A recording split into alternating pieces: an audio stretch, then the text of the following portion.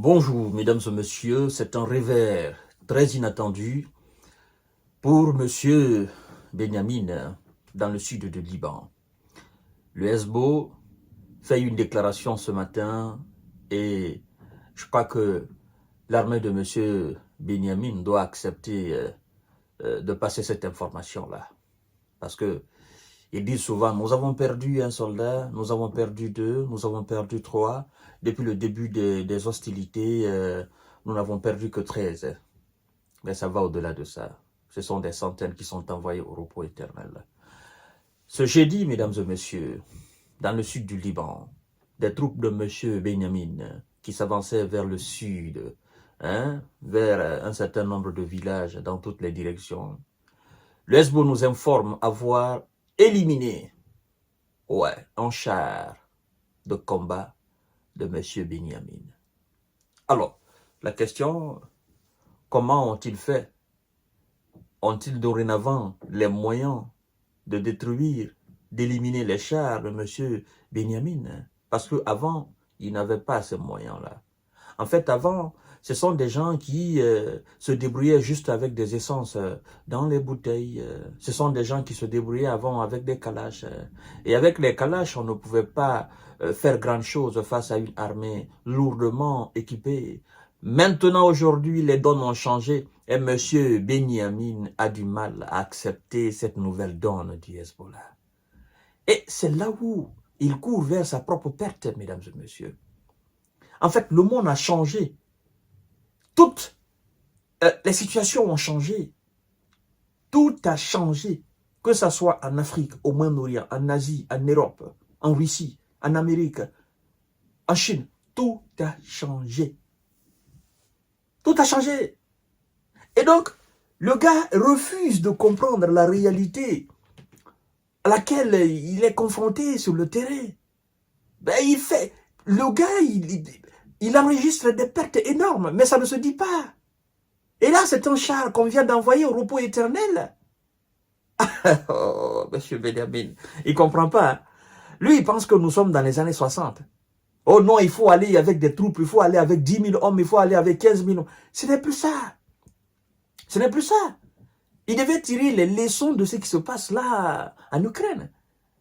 Attendez, je vous fais une anecdote. En fait, vous savez, le début des hostilités sur le terrain en Ukraine, la Russie avait envoyé aussi des centaines de milliers d'hommes.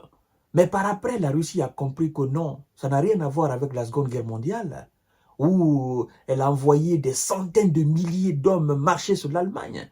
La Russie a rapidement compris que non, là, avec la guerre moderne, tu ne peux pas.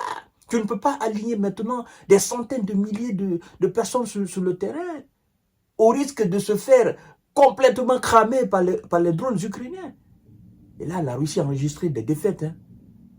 Ah oui, tout au début là. Ah oui, la Russie a rapidement réadapté sa stratégie.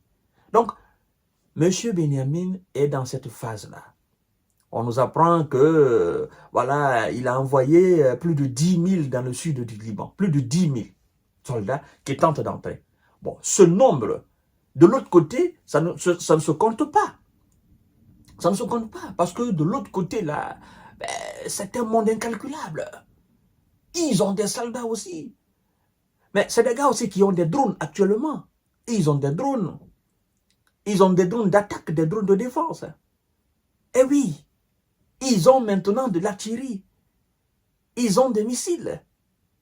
Ils ont des obus qui mettent KO les chars. Ils ont des obus voilà, qui perforent le blindage des chars. Monsieur Benyamin, il faut que vous compreniez. Aujourd'hui, là, ce n'est pas les années 70, ce n'est pas les années 90. Aujourd'hui, là, les donnes ont changé. Le Hezbollah libanais a affirmé ce jeudi avoir détruit un char de M. Benyamin qui avançait vers la localité de Ras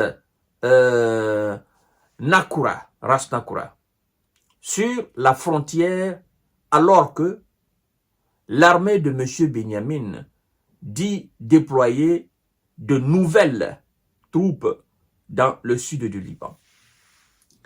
Yangui sur roche. Ils avaient envoyé une première troupe. Cette première, M. Benjamin avait envoyé une première troupe au début des hostilités, là, quand ça a commencé là. Comme cette première troupe a eu des difficultés, il y a eu des centaines de S qui ont été envoyés au repos éternel. C'est un combat frontal. Non. Maintenant, on déploie une nouvelle. C'est pourquoi on dit, l'armée dit avoir déployé une nouvelle. Parce qu'il y a une première qui a été envoyée. Hein? Celle-là n'a pas fait ses preuves sur le terrain. Il fallait envoyer une nouvelle. Et c'est cette nouvelle qui est envoyée. Cette nouvelle aussi envoyée, ben, se voit effectivement bousculée par des gars qui sont en face. Ce sont les chars de cette nouvelle qui sont malmenés sur le terrain.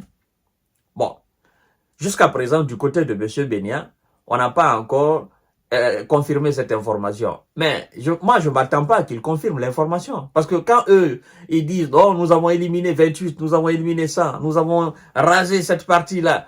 Ben écoutez, ils se vantent.